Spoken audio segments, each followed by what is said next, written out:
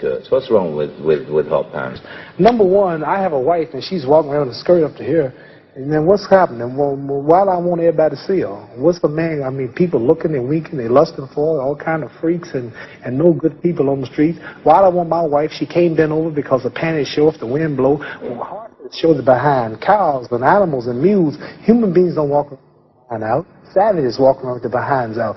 And my wife's behind ain't for every man to look at.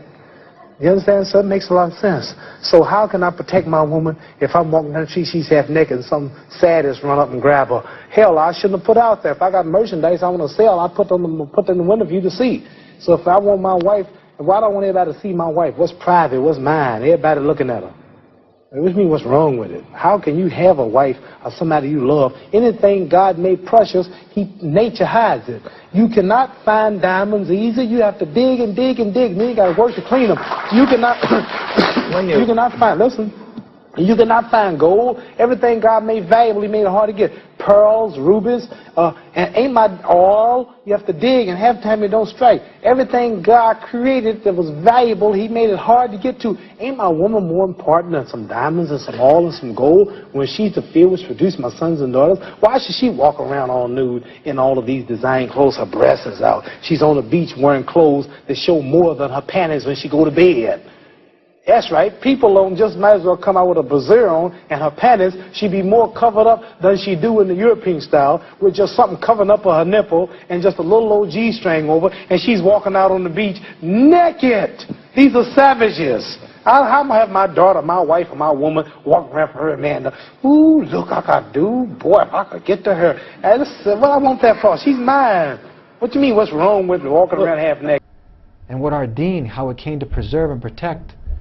And now you see others, and now you think you're missing out, and you think you're going to gain some happiness by showing more because they are, because you become desensitized and the culture is promoting it. No, no, no. You're affirmed, you're a Muslimah, you're an ambassador. You follow the example of Jesus' mother, Maryam alayhi salam, and you protect your chastity, your morality, your modesty. And you have a great reward promised from the Creator, from Allah, for you for that. And it's a struggle. It is a struggle. It's a jihad. It's a struggle to be upon righteousness, of virtue, while everyone around you is calling you to do the opposite. Don't do the opposite. Let's spend our time wisely. What do we take from this?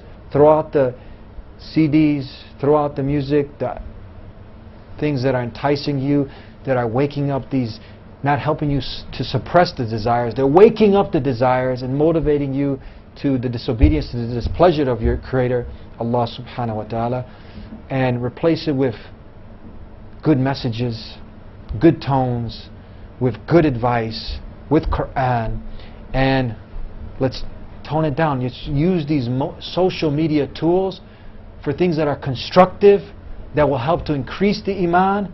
If you're seeing that it's because it goes to the eyes, to the heart, it penetrates, and man, it's like a poison. It hurts.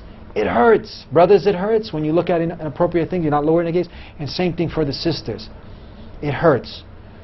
So we have a mission in this life. We have a purpose in this life. And it's to plant these seeds of goodness and to help make the society a better place, help make our lives that we live an example for others to follow of goodness, not to just succumb to the cultural norms that many go against, the values that we try to live by, and be ambassadors of this deen.